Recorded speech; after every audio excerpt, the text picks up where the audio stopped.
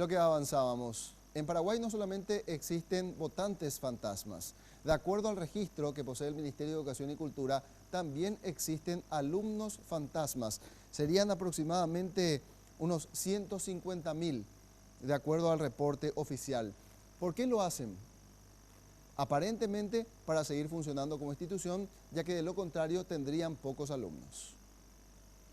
15 alumnos es el mínimo que se requiere para habilitar un aula en Asunción y el área central.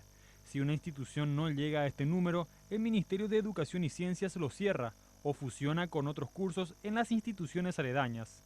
Según el director general de Gestión Social del MEC, se ha descubierto que muchos directores creaban alumnos fantasmas para evitar que esto ocurra.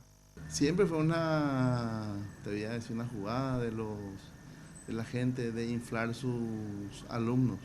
Durante el 2016, el MEC pagó por kits escolares la suma de 66.998 millones de guaraníes para 1.534.000 alumnos, es decir, unos 43.000 guaraníes por kit. Si estos 150.000 alumnos fantasmas también figuraban en la lista de beneficiarios, existirían unos 6.450 millones de guaraníes en productos que fueron entregados a las instituciones sin tener un destinatario real. El Estado invierte demasiado dinero en el tema kit, en el tema alimentos, en el tema de gratuidad.